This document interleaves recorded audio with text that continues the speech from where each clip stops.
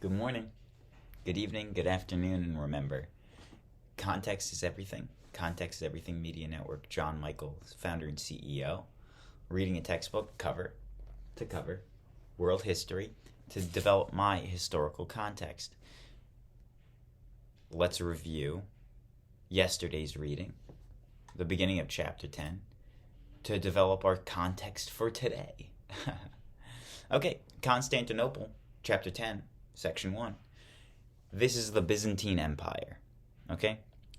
Constantinople, modern-day Istanbul in Turkey, was a vibrant city that dominated in trade, being an extreme intermediary between Asia, Middle East, North Africa, and Europe.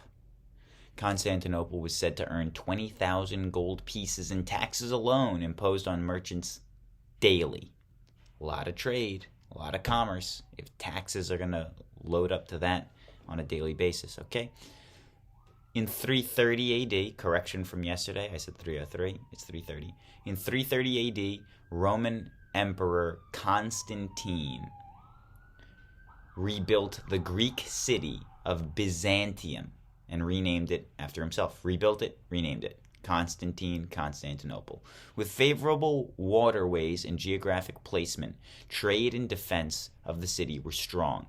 Even after the fall of the Roman Empire, Constantinople survived for centuries. That means the Eastern Roman Empire survived, became the Byzantine Empire, carrying on many traditions of Rome. Citizens would cheer on spectacles held at the Hippodrome, which is an arena that was built in the 200s, just as the Romans would do at the Colosseum. The age of Justinian. Byzantine Empire reached its greatest size under Emperor Justinian, who ruled from 527 to 565 with his powerful wife Theodora. Justinian had absolute power as an autocrat, meaning absolute power over people, as well as the church. He built the Hagia Sophia, which translates to holy wisdom. Hagia, holy, Sophia, wisdom. Sophia means wisdom. Which built on Roman architecture and was lavish extravaganza of design. Justinian developed the Corpus Juris Civilis, or body of civil law, which took from Roman law. This Justinian code is referenced even in recent years in the creation of the international law. The Byzantine Empire was under frequent attack in the 600s and 700s, be it from Persians, Slavs, Vikings, Mongols, Turks, but all of these attacks were thwarted. Byzantine defenses held strong as Arab armies gained control of much of the Mediterranean world, so threat was looming. The Byzantine Empire was under frequent attack. Yeah, just read that. Byzantine Christianity, which split two ways. You have two things. We're going to talk about one of them today in the reading, and the other one, which we talked about yesterday, is the Greek Orthodox Church. So, Byzantine Christianity, which we can see today as the Greek Orthodox Church and a mystery church that you'll hear about later. The Byzantine Christianity had a leader called the Patriarch. This is similar to the Pope, absolute leader. But the Byzantine Church rejected the Pope as an authority, and this caused a schism between the Roman Catholic and the Byzantine Church. This schism occurred in 1054. The Seljuk Turks advanced across Asia Minor.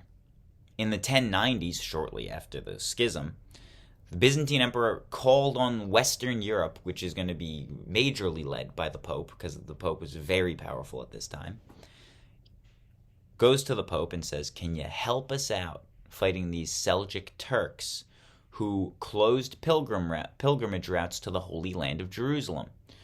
Because you, Pope, your people liked pilgrimage to Jerusalem, Jesus' birthplace."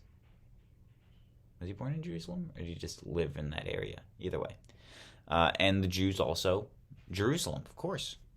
So let's band together. Let's do the Crusades. First Crusade, Byzantine Empire, Western Europe. They all say, let's go. They defeat the land-holding Arab armies in Jerusalem take control. That's short-lived. And this is one of the reasons why. By 1204, Western Europeans abandoned their truce with the Byzantine Empire and marched on Constantinople themselves. This was the Fourth Crusade and ended in the plundering of Constantinople and Western Christian rule there for 50 years. Constantinople falls altogether in 1453 as Ottoman forces surround the city and after 2 months' siege storm the walls. The Ottoman forces led by Muhammad II took Constantinople and renamed it Istanbul, which is the city's name to this day. Context is everything. So now that we've read that, let's develop our context even further by reading today's portion, which is the rise of Russia. Setting the scene. In Russia, a patriotic monk saw a special meaning in the fall of Constantinople. Moscow, he declared, was third Rome. I can't do a Russian accent. I just tried to. I'm not going to do it. I'm going to do British accent. The successor to the Roman and Byzantine empires. Moscow, he declared, was a third Rome, the successor to Roman and Byzantine empires. The third Rome shines like the sun throughout the whole universe. 2 Romes have fallen, and the third one stands, and the fourth one there shall not be. This is Philotheos. Moscow had reason to claim itself heir to Byzantine Empire. Over many centuries, Byzantine culture greatly influenced the development of Russian society. Heading: The geography of Russia. Russia lies on the vast Eurasian plain that reaches from Europe into the borders of China. Although map makers used the Ural Mountains to mark the boundary between Europe and Asia, these ancient mountains were long ago worn away to wooded hills. They posed no obstacle to migration. 3 broad zones with different climates, resources helped shape early Russian life. The northern forests supplied lumber for building and fuel. Fur-bearing animals attracted hunters, but poor soil and cold, snowy climate hindered farming. Farther south, a band of fertile land attracted early farmers. This region, today known as the country of Ukraine, was home to Russia's first civilization. A third region, the southern steppe, is an open, treeless grassland. It offered splendid pasture for the herds of horses and nomadic peoples. With no natural barriers, the steppe was the great highway along which streams of nomads migrated from Asia into Europe. Russia's network of rivers provided transportation for both people and goods. The Dnieper, Dnieper, and Volga rivers became productive trade routes. Major rivers ran from north to south, linking Russians early on with advanced Byzantine world in the south. Okay. Growth of Kiev. During Roman times, the Slavs expanded into southern Russia. Like the Germanic peoples who pushed into Western Europe, the Slavs had a simple political organization and were organized into clans. They lived in small villages, farmed, and traded along the rivers that ran between the Baltic and Black Seas. Still not sure which one the Baltic is. I think, is that the water surrounding Turkey? Like the Aegean is the water surrounding Greece? I don't even know if that's right. Varangians, subheading under Growth of Kiev. Varangians. In the 700s and 800s, the Vikings steered their long ships out of Scandinavia. These expert sailors were as much at home on Russian rivers as on the stormy Atlantic. The Vikings, called Varangians by later Russians, worked their way south along the rivers, trading with and collecting tribute from the Slavs. They also conducted a thriving trade with Constantinople. Located at the heart of this vital trade network was the city of Kiev. In time, it would become the center of the first Russian state. Within a few generations, the Varangians, who had settled among the Slavs, were absorbed into local culture. Viking names like Helga and Waldemar became Slavic names like Olga and Vladimir. Byzantine influences. Subheading under Growth of Kiev. Byzantine influences. Early on, trade had brought Kiev into Byzantine orbit. Constantinople later sent Christian missionaries to convert Slavs. About 863, two Greek monks, Cyril and Methodius, adapted the Greek alphabet so they could translate the Bible into Slavic languages. This Cyrillic alphabet became the written script used in Russia and Ukraine to the present. In 957, Princess Olga of Kiev converted to Byzantine Christianity, but it was not until the reign of her grandson, Vladimir, that the new religion spread widely. After his own conversion, Vladimir married the sister of a Byzantine emperor. Soon, Greek priests arrived in Kiev to preside over the mass baptism organized by the prince. As Byzantine Christianity gained strength in Russia, princes began to see themselves as heirs to many cultural and political aspects of the Byzantine Empire. The Russians acquired a written language and had a class of educated Russian priests emerge. Russians adapted Byzantine religious art, music, and architecture. Byzantine domes, capped with colorful carved helmets, became the onion domes of Russian churches. Very beautiful. Look them up. Maybe I'll put them in the thumbnail. Byzantine Christianity set the pattern for close ties between the church and state. Russian rulers, like the Byzantine Emperor, eventually controlled the church, making it dependent on them for support. The Russian Orthodox Church would long remain a pillar of state power. So Byzantine Church split. Not in a bad way, like the Christian and Byzantine churches. The Roman Catholic and Byzantine churches split in a schism. The Byzantine Church went Greek Orthodox, which we talked about yesterday, and Russian Orthodox, which we're talking about currently. Byzantine Church equals Greek Orthodox, Russian Orthodox, and maybe another one that I'm not sure of.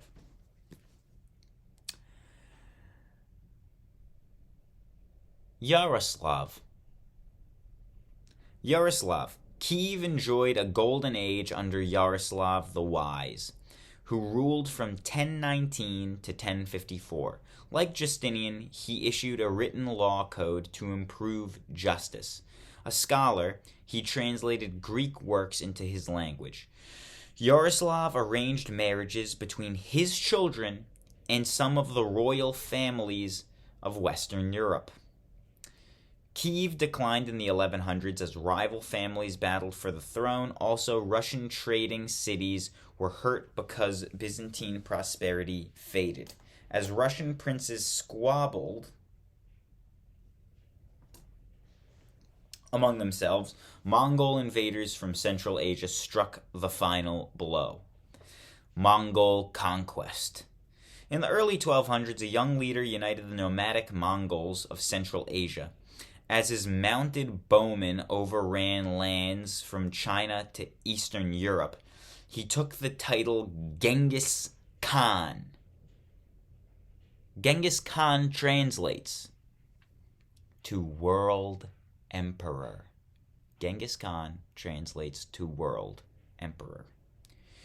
Golden Horde. The Golden Horde, subheading under Mongol conquests. Between 1236 and 1241, Batu, the grandson of Genghis, led Mongol armies into Russia.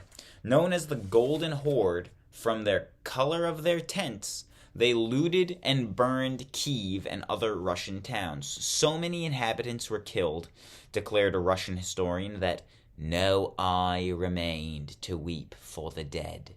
No eye remained to weep for the dead. From their capital on the Volga, the Golden Horde ruled Russia for the next 240 years. The Mongols, although fierce conquerors, were generally tolerant rulers. They demanded regular payments of heavy tribute, and Russian princes had to acknowledge the Mongols as their overlords. But as long as the tribute was paid, the Mongols left Russian princes to rule without much interference. Mongol influences. Subheading. Historians have long debated how Mongol rule affected Russia. Peasants felt the burden of heavy taxes, some fled to remote regions, and others sought protection from Mongol raids by becoming serfs of Russian nobles. Even though the Golden Horde converted to Islam, the Mongols tolerated the Russian Orthodox Church, which grew more powerful during this period. The Mongol conquest brought peace to the huge swath of land between China and Eastern Europe. The Russian merchants benefited from new trade routes across this region. During the period of Mongol rule, Russians adapted the practice of isolating upper-class women in separate quarters. Beginning in the 1200s, women became totally subject to men's authority in the household. Husbands could even sell their wives into slavery to pay family debts. The absolute power of the Mongols served as a model for later Russian rulers. Russian princes developed the strong desire to centralize their own power without interference from nobles, clergy, or wealthy merchants.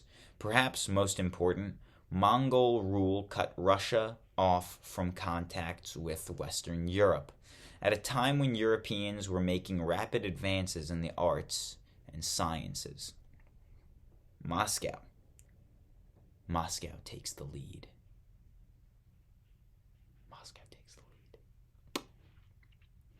New heading. Moscow takes the lead. During the Mongol period, the princes of Moscow steadily increased their power. Their success was due in part to the city's location near important river trade routes. They also used their position as tribute collectors for the Mongols to subdue neighboring towns. When the head of the Russian Orthodox Church made Moscow his capital, the city became not just Russia's political center, but its spiritual center as well.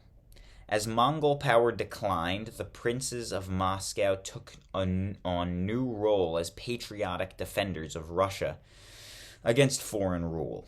In 1380, they rallied the Russians and defeated the Golden Horde at the Battle of Kulikovo.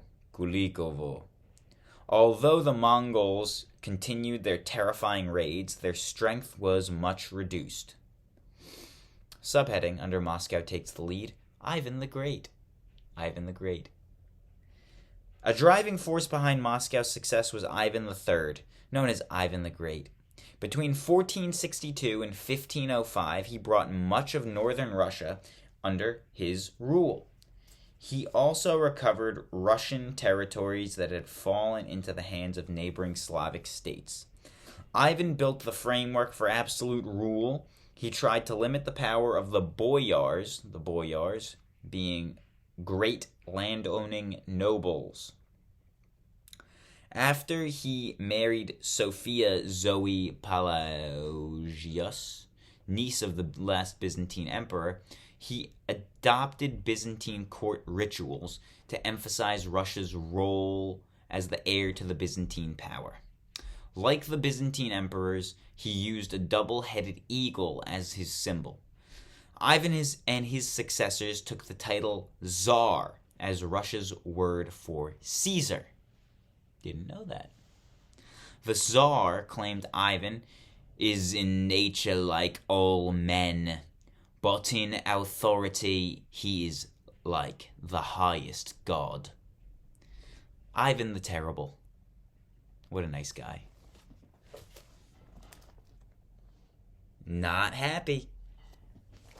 Ivan the Terrible, Ivan IV, grandson of Ivan the Great, further centralized royal power. He limited the privileges of old boyar families and granted land to nobles in exchange for military or other services. Boyars are great land-owning nobles. At the time when the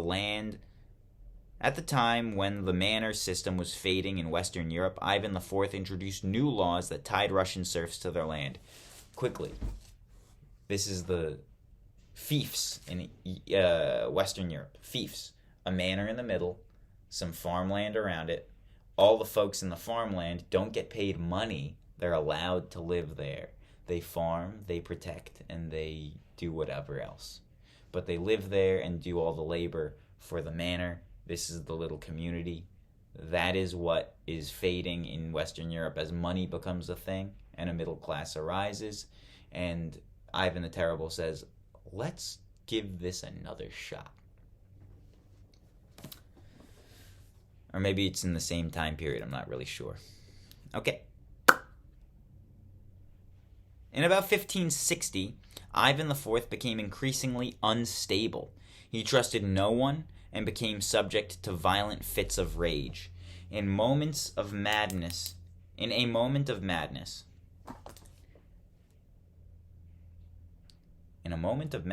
even killed his own son. He organized the oprichniki, agents of terror who enforced the Tsar's will. Dressed in black robes and mounted on black horses, they slaughtered rebellious boyars and sacked towns where people were suspected of disloyalty. Their saddles were decorated with a dog's head and a broom, symbols of their constant watchfulness to sweep away their master's enemies. The Tsar's awesome power and the ways he used it earned him the title Ivan the Terrible. When he died in 1584, he left a land seething with rebellion, but he had introduced Russia to a tradition of extreme absolute power. Looking ahead, final heading of the section. Despite disputes over succession, peasants' uprisings, and foreign invasions soon plunged Russia into a period of disorder. This time of troubles lasted from 1604 to 1613. Finally, the Zemsky Sobor, an assembly of clergy, nobles, and townsmen, chose a new Tsar, 17-year-old Michael Romanov. His reign established the Romanov dynasty, which would rule Russia until 1917. 1613 to 1917. That's a good run. In the 1600s, Russia saw an emerging power. Like monarchs in France or Spain, the Tsars expanded national borders and centralized royal control. Wait. The Romanov dynasty lasted 300 years.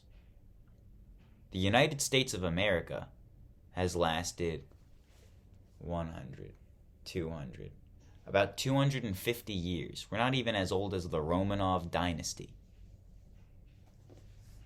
Context is everything. Byzantine influences had helped establish strong traditions of autocratic rule. Later Russian rulers were generally more autocratic than Western kings and queens. Authoritarian rulers from Peter the Great and Catherine the Great to Joseph Stalin would shape Russian history down to this century. And Vladimir Putin.